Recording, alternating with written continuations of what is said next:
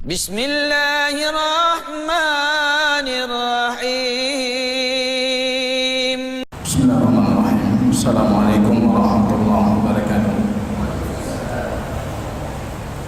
Alhamdulillah nahmaduhu wa nasta'inuhu wa nastaghfiruh wa na'udzu billahi min shururi anfusina wa sayyiati a'malina.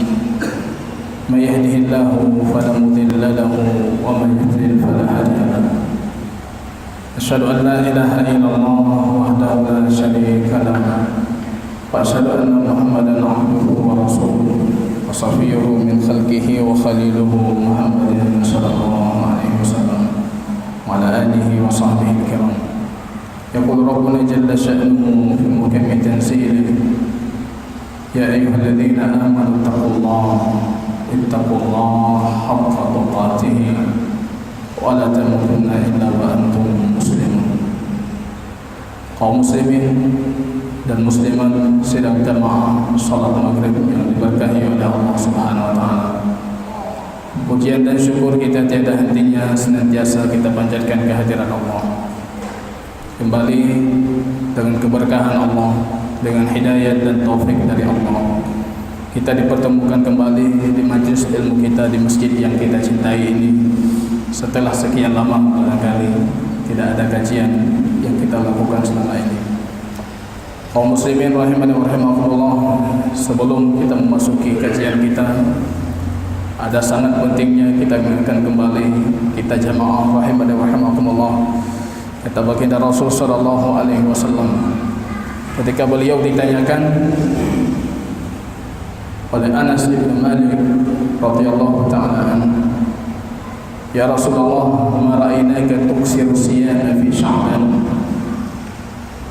Wahai baginda Rasul, kami tidak pernah memperhatikan engkau memperbanyak puasa di bulan ghairi Ramadan kama sunnah fi Sya'ban, seperti yang kali engkau berpuasa di bulan Sya'ban. Baginda Rasul sallallahu alaihi wasallam mengatakan, "Dzaka syahrun yataghafalun nasu anhu." Bulan Sya'ban, kata baginda Rasul, ini bulan orang-orang banyak lalai di dalamnya. Fa'innahu baina Rajab wa Ramadan. Kita fokus di bulan Rajab, fokus di bulan Ramadan, kemudian kita sering melupakan bulan Sya'ban. Maka baginda Rasul sallallahu alaihi wasallam kata Aisyah, kana yasum Sya'ban jullahu. Beliau kadang-kala berpuasa bulan Sya'ban, hampir semuanya beliau berpuasa illa qalilan, kecuali cuma sedikit dari hari-hari bulan Sya'ban yang beliau tidak berpuasa. Ini jamaah rahimani wa rahimakumullah, kesempatan kita memperbanyak amal isti'dadan di Ramadan, persiapan untuk bulan Ramadan. Kita mencoba berlatih diri dari bulan Sya'ban. Ini jamaah rahimani wa rahimakumullah. Malam yang berbahagia ini kita akan mengangkat satu tema yang setidaknya sangat penting untuk kita bicarakan. Apalagi berlalu dengan bulan Rabiul Awwal, berlalu dengan bulan Rajab yang sering dikaitkan dengan Isra Mi'rajnya baginda Rasul dan perintah diwajibkan di dalamnya salat. Ada poin penting jamaah rahimani wa rahimakumullah. Kita berbicara tentang yang dinamakan dengan hakikat Muhammadiyah. Jadi setelah sekian banyak yang bertanya, ada tidak dalil terhadap Nur Muhammad, atau yang dinamakan dalam beberapa kitab fikih, kitab sufiyah, itu dengan hakikat Muhammadiyah. Al-kalimah al-Muhammadiyah, kalimatu Muhammadin, Nur Muhammadin, hakikatu Muhammadin, al-hakikatu Muhammadiyah, al-qalam. Ini semua nama untuk satu hakikat yang kita kenal dengan Nur Muhammad. Sering kali saya ditanyakan, Nur Muhammad itu ada dalilnya dari kitab dan sunnah baginda Rasul sallallahu alaihi wasallam atau tidak? Sebagai mukaddimah jamaah rahimani wa rahimakumullah, sebelum kita berbicara lebih lanjut tentang Nur Muhammad yang akan kita bicarakan, ada poin sangat penting dalam syariat harus kita pahami. Quran seringkali menitik beratkan terhadap poin ini. Allah menegaskan dalam banyak ayat dalam Al-Quran, wa ma Muhammadun illa rasulun qad khalat min qablihi rusul. Muhammad itu tidak lain, kata Allah, melainkan cuma sebatas seorang rasul. Qad khalat min qablihi rusul. Dan sebelumnya pun banyak rasul yang sudah Allah wafatkan sebelum Muhammad. Wa ma Muhammadun illa rasul. Allah tegaskan seringkali dalam Al-Quran di akhir penghujung surat Al-Kahfi, penutup surat yang kita bacakan sebagai penjagaan kita terhadap fitnah. Allah katakan, innama ana basyarun mislukum. Baginda Rasul sallallahu alaihi wasallam, Allah sebutkan bahwasanya aku cuma sebatas manusia seperti kalian. Cuma perbedaannya aku dengan kalian, innama basyarun mislukum yuha ilayya. Aku diberikan wahyu oleh Allah, itu yang membedakan aku dengan kalian. Muhammad Abdullah. Ada karakteristik ubudiyah yang melekat pada diri Muhammad, ini tidak bisa kita pisahkan. Dan Muhammad itu Rasulullah. Ada karakteristik kenabian dan kerasulan yang juga tidak bisa kita pisahkan. Ada kaum yang bulu terhadap ubudiyahnya Muhammad, golongan kiri dari Sufi, melebihkan Muhammad dari hakikatnya, mengangkat Muhammad lebih dari posisi yang Allah letakkan Muhammad atasnya. Ini hulu terhadap Abdullah. Ada kaum yang jafa terhadap Rasulullah, golongan Syiah, menurunkan baginda Rasul dari nilai kenabian dan kerasulan, menisbatkan kepada baginda Rasul sifat-sifat yang jauh daripada sifat kenabian dan kerasulan. Allah tidak menginginkan demikian. Yang Allah inginkan, Muhammad itu Abdullah Rasulullah. Jangan lebih, jangan berlebihan. Jangan kalian berdusta atas nama baginda Rasul. Abdullah ibn Syikhir dalam hadis Imam Bukhari, beliau mengatakan, jitu ila Nabi fi wafdin Bani Amir. Aku datang kepada baginda Rasul sallallahu alaihi wasallam dengan kelompok Bani Amir yang ingin mengunjungi baginda Rasul.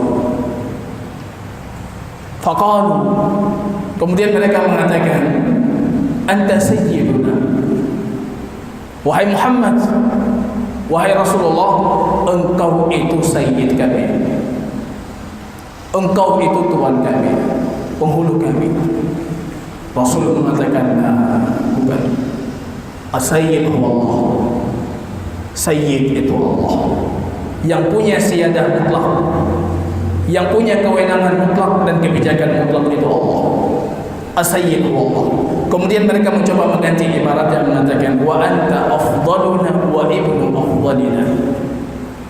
Engkau yang terbaik dari kami dan engkau anak orang yang terbaik dari kami. Rasul mengatakan, qulu biqaulikum wa ba'd qaulikum. Katakan dengan ucapan kalian atau dengan sebagian ucapan kalian.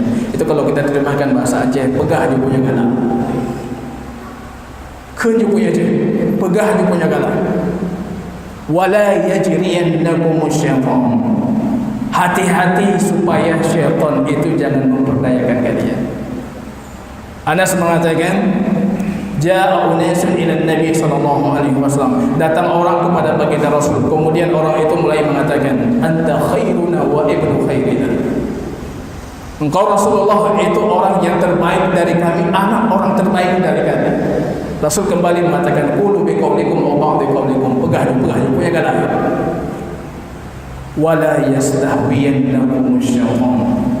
Jangan syaitan memperdaya kalian.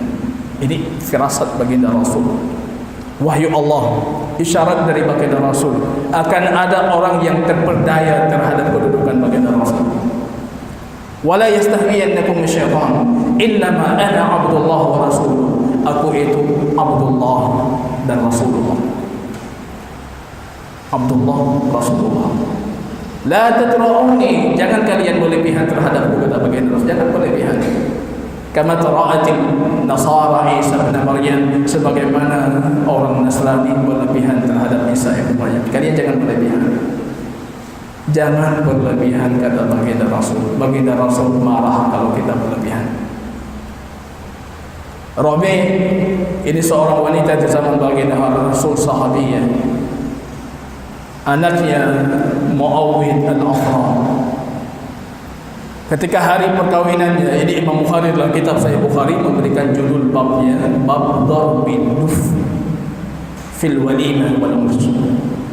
Boleh memukul rebana ketika ada walimah ataupun ada perkahwinan. Baginda Rasul sallallahu alaihi wasallam disebutkan oleh Rabi' ini sahabiyat tadi, datang ke tempat kami, wajariyatun lana tumaddi. Rupanya budak-budak dayang-dayang kami itu bernyanyi dengan memukul rebana. Itu di hari perkahwinan. Sebagian para ulama mengkhususkan harus di pesta-pesta perkahwinan dan harus cuma dulu. Mereka mulai memukul rebana. Mereka melantunkan syair-syair. Baginda Rasul mendengar syair-syair mereka, tiba-tiba si wanita tersebut mengatakan, wa fina nabiyyun ya'lamu ma fi ghadin. Di depan kami ada nabi yang tahu apa yang terjadi besok hari. Kalau kamu nak nabi yang dumpu debu. Baginda Rasul mengatakan, dai, tinggalkan itu, baiknya tinggalkan itu. Wa quli billadhi kunti taqulin. Ucapkan yang tadi engkau ucapkan, jangan yang ini. Allah mengatakan, wa inni la amliku dharran wa la rashada. Wa la amliku dharran wa la naf'a. Aku Muhammad tidak punya kemudaratan dan tidak punya manfaat. Hari perang Uhud, hadis Imam Bukhari, sujjat Rabi'atun Nabi sallallahu alaihi wasallam rubaiyatun. Gigi serinya baginda Rasul itu patah. Melihat darah yang keluar dari giginya, baginda Rasul sallallahu alaihi wasallam mulai mengatakan, kaifa yuflihu qaumun shadda nabiyyahum. Bagaimana satu kaum itu bisa beruntung kalau mereka melukai nabi mereka. Ini ayat ini kita hafalnya. Ayat surat Ali Imran 107. Rasul mengatakan bagaimana mereka bisa beruntung, bagaimana mereka bisa selamat kalau gigi nabinya saja bisa terluka. Allah menurunkan firman-Nya mengatakan, laisa laka minal amri syai'. Kamu tidak punya hak apa-apa. Nyumandum dalil Nur Muhammad terbantahkan. Kamu tidak punya hak apa-apa. Kamu bukan alasan dunia ini diciptakan. Bukan alasan malaikat itu sujud karena melihat di dahinya Adam ada Nur Muhammad. Bukan. Laisa laka minal amri syai'. Para ulama mengatakan ayat ini semua dalil Nur Muhammad boleh kalian sebutkan. Ayat ini membantah mutlak. Baginda Rasul itu tidak punya hak apa-apa. Laisa laka minal amri syai'. Engkau tidak punya perkara dan urusan apa-apa. Kita lihat Rasul pernah melaknat orang-orang yang membunuh pasal sahabatnya. Allah menurunkan laisa laka minal amri syai'. Kamu tidak punya hak apa-apa. Allah meletakkan posisi Muhammad Abdullah Rasul. Jangan kalian angkat, jangan kalian kurangi. Ini jamaah rahimani wa rahimakumullah. Memuji baginda Rasul, mengagungkan baginda Rasul cukup dengan hadis-hadis sahih dari Rasulullah. Kalau kita mau mengagungkan baginda Rasul sangat cukup. Ana sayyidu waladin Adam wala faqr. Aku ini sayyid anak Adam dan itu tidak perlu aku banggakan. Hadis sahih Imam Abu Daud dan Tirmidzi. Baginda Rasul sallallahu alaihi wasallam ditanyakan, hadis Abu Hurairah, ya Rasulullah, mata wajabat nubuwwatuh? Kapan sudah ditetapkan kenabian? Kenabian baginda Rasul kapan sudah ditetapkan? Yang sahih kita katakan sahih, yang tidak sahih kita katakan. Kapan kenabian sudah ditetapkan? Baginda Rasul mengatakan wa adam bainar ruhi wal jasad. Kenabian pun sudah Allah tetapkan, sedangkan Adam masih dalam kondisi ruh dan jasad, belum terkumpulkan, belum fisik yang sudah ditiupkan ruh. Riwayat Imam Hakim ditegaskan, wa nufikha fihi ruh, belum ditiupkan ruh Allah sudah menetapkan aku sebagai nabi. Itu hadis sahih. Puji bagi Rasul dengan hadis sahih. Hadis Irbad ibn Sariyah, Imam Bukhari meriwayatkan dalam kitab Tarikh Kabirnya. Baginda Rasul sallallahu alaihi wasallam ketika berbicara tentang awal penciptaan. Kemudian baginda Rasul sallallahu alaihi wasallam mengatakan, kutibat indallah, sudah Allah tetapkan di sisinya. Ini cuma lafaznya kita perhatikan. Ditetapkan di sisinya, tidak disebutkan di sini di atas arsy. Tidak disebutkan di sini kalimatnya laulaka ya Muhammad lama khalaqtul aflak. Kalau bukan karenamu aku tidak menciptakan langit dan bumi. Itu tidak ada. Yang ada hadisnya Irbad ibn Sariyah, Allah sudah menetapkan di sisinya.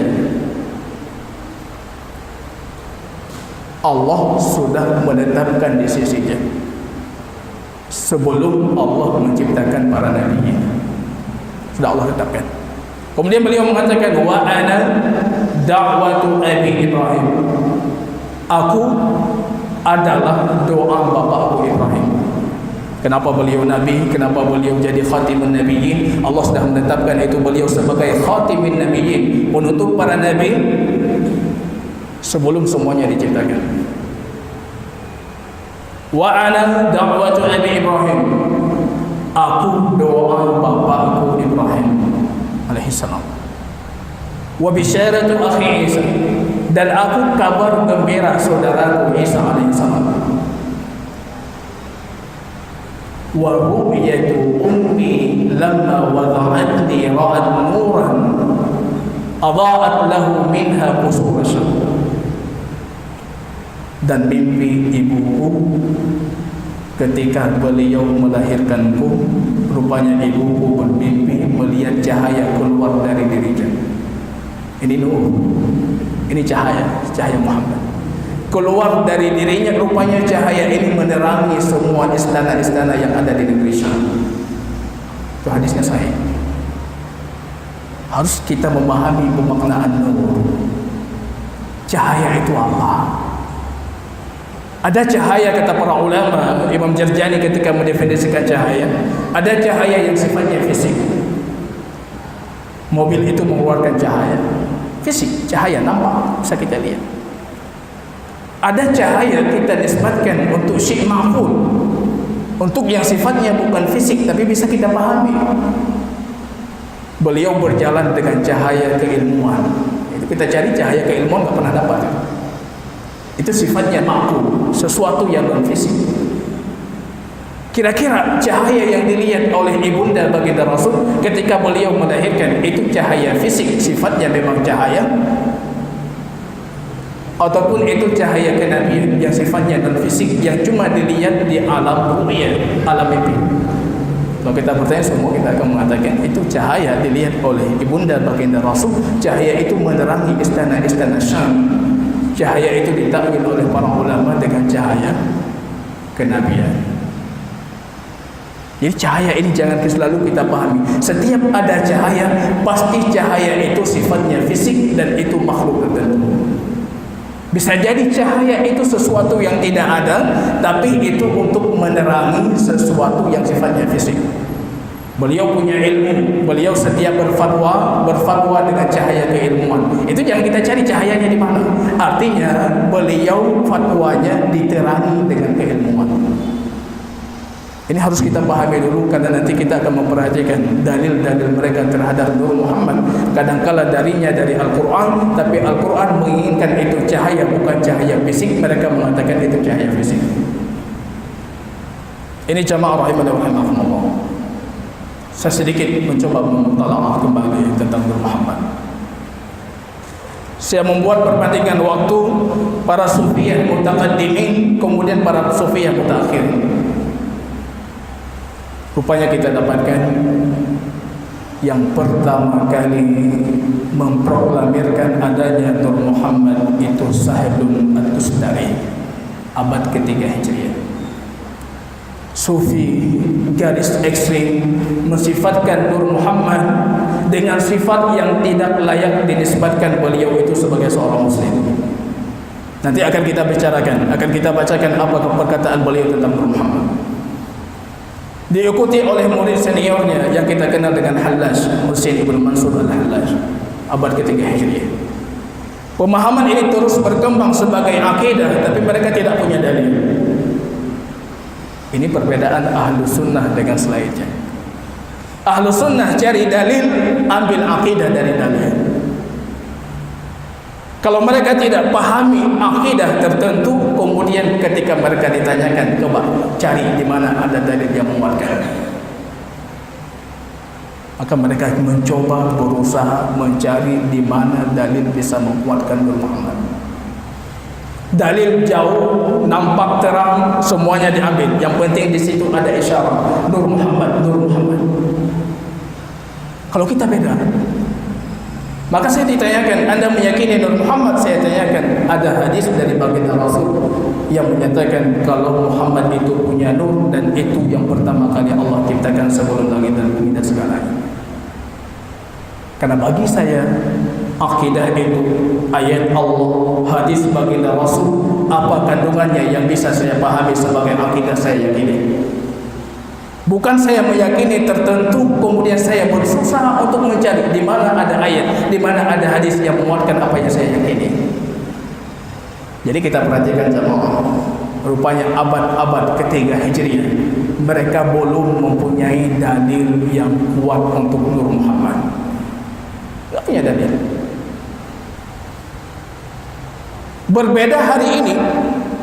Beberapa hari yang lalu saya mencoba mendengar untuk mencari apa yang mereka sering jadikan sebagai dalil. Ada satu ceramah Tengku Aceh. Dalam satu ceramah maulidnya beliau mengulangi berulang kali, rupanya satu hadis yang beliau ulangi sepakat semua para ahli ilmu, itu hadis palsu. Tidak boleh Anda meriwayatkan untuk baginda Rasul. Laulaka ya Muhammad lama khalaqtul aflaka. Kalau bukan karena wahai Muhammad, maka semua alam semesta ini tidak aku ciptakan. Itu Anda cari di kitab hadis mana, tidak pernah Anda dapatkan. Rupanya saya dapatkan perbedaan jamaah.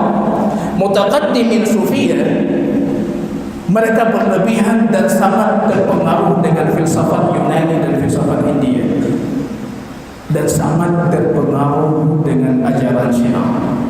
Ini saya berani menantang siapapun yang mengatakan Nur Muhammad tidak ada efek samping dari ajaran Syiah. Anda harus bisa membuktikan. Nur Muhammad itu lahir karena pengaruh adopsi dari filsafat Yunani, teologi Yunani, Persia, Hindia, dan ajaran Syiah. Maka semua hadis yang hari ini dibacakan oleh tungku kita, kalau kita buka kitab-kitab Syiah kita dapatkan hadisnya, tapi dengan sedikit tambahan. Nur itu nanti Allah wariskan kepada Ali, Ali diwariskan kepada imam, kepada imam, kepada imam sampai imam ke-13. Ini kita dapatkan. Rupanya mutaqaddimin sufiyah dengan mutaakhirin sufiyah, mereka sepakat satu hal dan mereka berselisih banyak hal tentang Nur Muhammad. Yang mereka sepakati, Nur Muhammad itu makhluk yang pertama Allah. Yang mereka sepakati itu. Jadi siapapun sufi boleh kita tanyakan, Anda meyakini Nur Muhammad? Dia akan mengatakan Nur Muhammad. Apa makhluk Allah pertama kali Allah ciptakan? Nur Muhammad. Tapi kalau kita buka dalam kitab Nafahatnya Imam Ibn Arabi, saya membaca langsung kitabnya, saya dapatkan beliau mengatakan Allah pertama kali dalam bentuk ketiadaan. Ketika Allah berkeinginan untuk mengetahui bagaimana dirinya dan makhluknya tahu bagaimana dirinya, maka Allah menciptakan nuran, dan itu hakikat Muhammadiyah. Kemudian beliau mulai masuk dalam bukunya itu, beliau perselisihkan ini nur sifatnya qadim, makhluk ataupun bukan makhluk. Ini mutaqaddimin. Mutaakhirin kita dapatkan rupanya mereka cuma mengatakan yang pertama kali Allah ciptakan Nur Muhammad dan itu makhluk. Jadi kalau kita perhatikan Sufiyah mutaakhirin, perbedaan dengan kita tidak terlalu menjauh. Tapi kalau kita runut ke mutaqaddimin sampai abad ke-7 Hijriah, kita akan membaca tentang Nur Muhammad, sesuatu yang meyakinkan kita kalau ucapan ini tidak keluar dari rahim Islam, tidak mungkin keluar dari rahim Islam. Ucapan-ucapan yang sangat syar'i, dusta-dusta yang luar biasa, tidak mungkin keluar dari rahim Islam. Baca kitab Ibnu Arabi, tidak mungkin Anda mengatakan ini pengarangnya, ini ucapannya keluar dari Islam. Anda tidak mungkin bisa mengatakan demikian. Kita dapatkan perbedaan yang sangat mencolok. Tapi mereka semuanya menyepakati makhluk pertama Allah ciptakan itu Nur Muhammad, dan dari Nur Muhammad ini Allah ciptakan semua makhluk, termasuk kita. Semua alam semesta termasuk kita, ini Allah ciptakan dari Nur Muhammad. Jadi saya mengatakan mereka coba mencari dalil, di mana dapat dalil, di mana dapat dalil.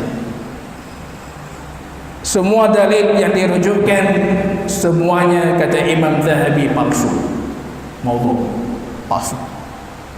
Anda jangan coba menciptakan hadis palsu untuk baginda Rasul. Sufyan Ibn Uyainah mengatakan kalau Anda menciptakan hadis palsu untuk baginda Rasul, Anda menciptakannya di dalam Ka'bah, sungguh ulama kaum muslimin akan membongkar kodok kebohongan Anda.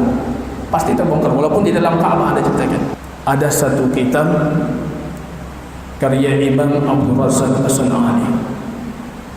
Imam Abdul Razak As-San'ani ini gurunya Imam Ahmad, gurunya Imam Syafi'i, guru yang paling dimimpikan oleh Imam Bukhari, dan beliau tidak sempat untuk belajar kepadanya. Saya dulu di Yaman tinggal di Qa'as-Sawat, jadi Qa'as-Sawat, yang jarak antara saya dengan kuburan Imam Abdul Razak itu tidak jauh, sekitar 15 menit Anda berjalan, Anda sudah mendapatkan kuburnya. Ulama Yaman, ulama para imam, gurunya para imam-imam besar itu Abdul Razak As-San'ani. Yang kita sayangkan dari beliau, rupanya ada satu karya besar beliau, Musannaf Imam Abdul Razak As-San'ani, jilid pertamanya itu ada beberapa halaman yang hilang. Jilid pertamanya di bab kitab taharah, kitab bersuci, itu ada beberapa halaman yang hilang.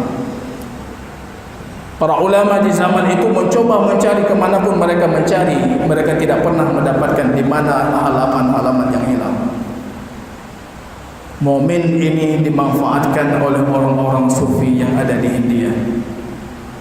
Mereka mencoba membuat beberapa hadis dengan sanad, diambil sanadnya Imam Abdul Razak As-San'ani.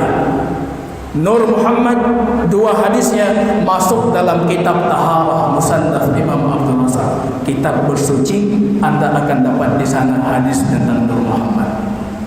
Dan tentunya itu cetakan dan terbitan sangat khusus dan terbatas. Saya punya kitab Musannaf Imam Abdul Razak, saya tidak pernah mendapatkan hadis tentang awal penciptaan dunia, penciptaan alam semesta itu Nur Muhammad. Hadis Jabir, riwayat Imam Abdul Razak As-San'ani, beliau riwayatkan dari Muammar, beliau riwayatkan dari Sa'ib ibn Zuhri, mengatakan dari baginda Rasul sallallahu alaihi wasallam, hadis Jabir. Ditanyakan kepada baginda Rasul, su'ila Rasulullah an awwalu khalqin, yang pertama kali Allah ciptakan. Kemudian rupanya baginda Rasul mengatakan nuru nabiyyika ya Jabir. Ini hadisnya kalau Anda perhatikan lafaznya, Anda perhatikan sanadnya, Anda perhatikan matanya, kalau Anda memang seorang penggali hadis, Anda langsung bisa menghukumi ini hadisnya palsu. Sanad diambil sana sini, kemudian dikumpulkan dalam kitab Musannaf Imam Abdul Razak. Apa yang pertama kali Allah ciptakan? Nur nabiyyika ya Jabir. Nur Nabi yang pertama kali Allah ciptakan. Ini hadis yang selalu mereka berdalil. Riwayat selanjutnya dengan riwayat yang sama, baginda Rasul mencoba menceritakan tentang awal penciptaan dunia. Coba Anda bayangkan, ini hadis penciptaan dunia masuk dalam kitab bersuci. Tapi kalau anda baca redaksi mereka, anda langsung yakin ini bisa jadi masuk dalam kitab bersuci. Rupanya mereka mencomot beberapa hadis dalam Musannaf Ibnu Abi Syaibah yang berkaitan dengan bersuci, dan ada berkaitan tentang awal penciptaan dunia, itu dimasukkan sebelumnya dan setelahnya, kemudian baru dimasukkan pembahasan Nur Muhammad. Jadi saya coba membaca hadisnya, panjang sekali hadisnya. Saya berfikir ini imajinasinya sangat tinggi dan butuh waktu panjang untuk mengarang hadis yang seperti ini. Anda mengarang hadis seperti ini butuh waktu panjang. Hadisnya baginda Rasul sallallahu alaihi wasallam menceritakan tentang awal penciptaan dunia. Kemudian baginda Rasul sallallahu alaihi wasallam mengatakan, khalaqallahu syajaratan wa laha arba'ata aqsam. Allah menciptakan sepotong pohon, menciptakan sebuah pohon, dan pohon ini ada 4 cabang. Summa khalaqa nur Muhammadin, kemudian Allah menciptakan Nur Muhammad. Wa ja'alahu fiha, dan Allah jadikan Nur Muhammad itu di dalam pohon tersebut. Fi hijabin min durratin bayda, dia tertutup, terbungkus dengan hijab yang menghalangi orang memandang dari luarnya, tertutupi dengan durrah, mutiara putih. Ini Nur Muhammad Allah tutupi dengan mutiara putih. Jadi dalam kitab Musannaf Imam Abdul Razak versi orang-orang Sufiyah, ditutupi. Dan dia punya 4 cabang. Wa khalaqallahu mir'atun hayah, kemudian rupanya Allah menciptakan cermin malu. Jadi ini cermin malu. Wa wada'aha bistiqbali, ini rupanya cermin ini diletakkan berhadapan langsung dengan Nur Muhammad. Ini hadis ini saya sering kali mendengar dari kajian-kajian atau ceramah-ceramah Tunku ketika Maulid itu. Berhadapan dengan cermin, Nur Muhammad melihat dirinya di cermin. Wa kana mathalu tawusin, nur ini mirip seperti burung merak, ya, burung merak yang cantik itu. Ketika dia melihat dirinya di depan cermin, fastahsana, maka dia melihat Allah sudah menciptakan dia dalam bentuk yang sangat indah. Fasajada khamsa sajadan, mulai dia sujud 5 kali sujud. Dalam hadis disebutkan wa kana fardhan muakkada, ini asal muasal salat kita 5 waktu. Kalau anda bertanya di mana asal muasal salat 5 waktu, itu berasal dari semenjak sebelum Isra Mi'raj sudah Allah tetapkan.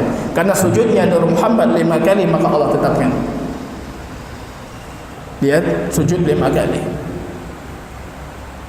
Menariknya Allah menampakkan fatajallat rabbuhu, kemudian Allah menjelmakan dirinya dan Nur Muhammad melihat Allah.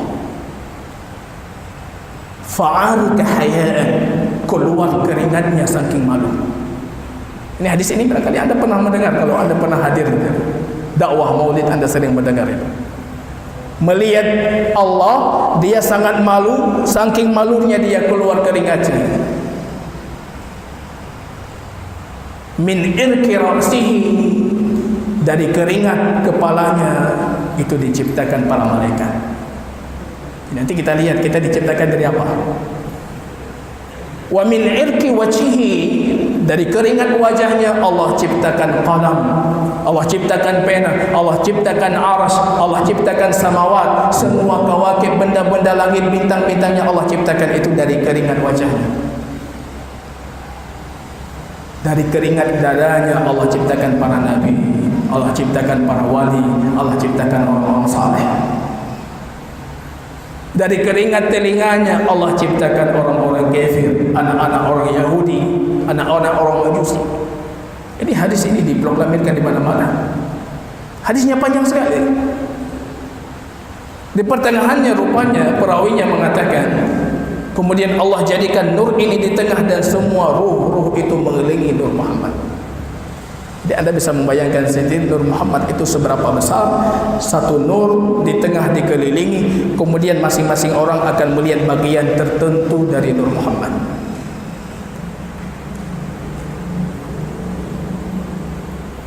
Ada yang melihat nur dari kepalanya, dia akan jadi pemimpin. Kalau kemarin ada memenangkan paslon 02, Anda harus yakin beliau sudah pernah melihat kepala Nur Muhammad atau belum. Kalau tidak, mustahil jadi pemimpin. Ada yang melihat ujung-ujung dari jari-jarinya, mereka akan jadi penjahit. Ini kalau penjahit lihat ujung, dia jadi penjahit. Ada yang melihat abudihi, mereka akan menjadi bodyguard, pengawal. Ya, semua tadi didefinisikan. Ada yang melihat ujung kaki, ada yang melihat tangannya. Siapa yang melihat tangannya akan jadi sakhiyan, kaibisan, cerdas dan sangat dermawan. Panjang sekali hadisnya, disebutkan yang baik, yang tidak baik, yang baik dan tidak baik. Kalau Anda sibuk dengan hadis baginda Rasul, Anda baca hadis ini langsung Anda tahu ini pasti palsu. Berlebihannya Masya Allah. 70 tahun sujud, 50 tahun sujud, sekian ratus tahun sujud, ini semua berlebihan. Kalau kata Imam Ahmad, cukup Anda menandai hadis palsu, Anda lihat di situ banyak mubalaghat, di situ banyak berlebihan. Ketahuilah kalau banyak berlebihannya itu pasti palsu.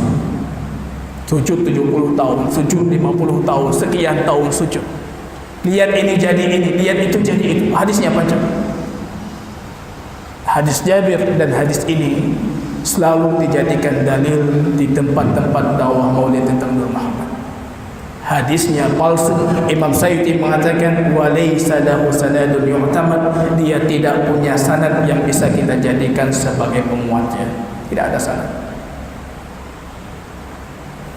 Jadi ini jamaah rahimani wa rahimakumullah. Semua sufiyah rupanya sepakat yang pertama kali Allah ciptakan itu Nur Muhammad. Mereka cuma berbeda pendapat, Nur Muhammad ini makhluk atau Nur Muhammad itu bukan makhluk. Rupanya banyak juga dari mutaqaddimin yang mengatakan Nur Muhammad itu bukan makhluk. Bukan makhluk. Nur Muhammad bukan makhluk. Mereka mengatakan tidak mungkin makhluk keluar dari Khalik Allah. Allah bukan makhluk, bagaimana keluar darinya sesuatu yang makhluk? Nur Muhammad keluar dari Allah. Para mutaakhirin rupanya semuanya sepakat itu makhluk, dan yang pertama kali Allah ciptakan.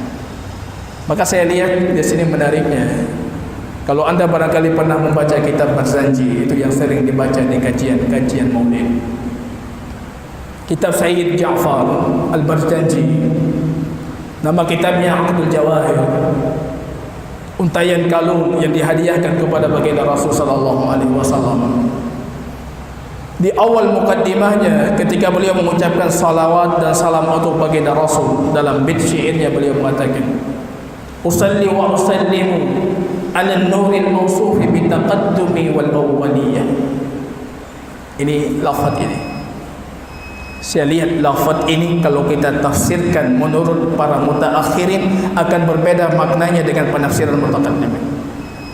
Saya berselawat dan mengucapkan salam terhadap cahaya, dan cahaya ini punya sifat taqaddum. Dia yang pertama, wal awwaliyah, dan yang paling awal. Rupanya kalimat ini kalau kita tafsirkan dengan penafsiran mutaqaddim sufiyah, mereka akan mengatakan bitaqaddum wal awwaliyah itu sifat al-qidam, seperti qidamnya Allah. Tapi supaya saya membaca mutaakhirin sedikit mentakwilkan, mereka mengatakan bitaqaddum wa awwaliyah, ini awal dibandingkan ciptaan-ciptaan Allah yang lain, bukan dibandingkan Allah. Jadi sebelumnya saya harus bertanya dulu, kita jamaah yang kita yakini apa yang pertama kali Allah ciptakan? Yang pertama kali Allah ciptakan akidah ahlu sunnah apa? Jangan sampai nanti yang masuk syubhat yang sahih dari baginda Rasul tidak kita dapatkan. Yang pertama kali Allah ciptakan apa? Al-qalam. Hadis Imam Abu Dawud, awal ma khalaqallah al-qalam, pertama kali Allah ciptakan al-qalam, summa qala lahu uktub, maqadira kulli syai'in hatta taqum as-saah, tulislah semua takdir segala sesuatu sampai terjadinya hari kiamat. Para ulama menafsirkan awwala ma khalaqallah, yang pertama kali diciptakan itu bukan artinya yang pertama kali diciptakan, tapi artinya ketika pertama kali diciptakan qalam, Allah mengatakan tulislah. Bukan al-qalam yang pertama kali. Akidah ahlu sunnah, walaupun mereka sebagian mengatakan qalam, mayoritas ahlu sunnah mengatakan yang pertama kali Allah ciptakan itu arsy. Hadis Imam Bukhari, datang kaum dari Yaman, datang kepada baginda Rasul mengatakan, ji'naka linatafaqaha fid din, kami mendatangimu untuk memperdalami agama kami. Wa nas'aluka an awwal hadzal amr, apa yang pertama kali Allah ciptakan? Kemudian baginda Rasul sallallahu alaihi wasallam mengatakan, wa kana Allahu lam yakun syai'un qablahu summa khalaqa sab'a samawat wa kana 'arshuhu 'alal ma'. Arsy, Allah belum ada apa-apa dan Allah beristiwa di atas arsy. Kemudian Allah ciptakan langit dan bumi, wa kataba fi dzikri kulli syai', dan Allah menulis segala sesuatu itu fi dzikri lauhul mahfuz. Hadis Abdullah bin Amr memperjelas lagi. Rupanya baginda Rasul sallallahu alaihi wasallam mengatakan, kutibat maqadirul khalqi qabla khalqis samawati wal ardh bi 50,000 sanah. 50,000 tahun sebelum Allah ciptakan langit dan bumi, itu semua takdir-takdir sudah Allah tetapkan. Kemudian baginda Rasul mengakhiri hadis mengatakan, wa kana 'arshuhu 'alal ma'. Arsy-Nya Allah itu di atas air. Akidah kita, yang pertama kali Allah ciptakan arsy. Sebagian dari kita mengatakan yang pertama kali Allah ciptakan al-qalam. Jadi kalau selisihnya arsy atau qalam, ini masih dalam ranah ahlu sunnah wal jamaah. Ini sebelum kita membahas tentang bagaimana terhadap Nur Muhammad. Benarkah Nur Muhammad itu dalam hadis baginda Rasul yang pertama kali Allah ciptakan selain arsy dan selain qalamnya? Jazakumullah khair. Barangkali pertanyaan nanti kita akhirkan di pertemuan selanjutnya. Barakallahu fikum. Subhanakallahumma wa bihamdika asyhadu an la ilaha illa anta astaghfiruka wa atubu ilaik. Assalamualaikum warahmatullahi wabarakatuh.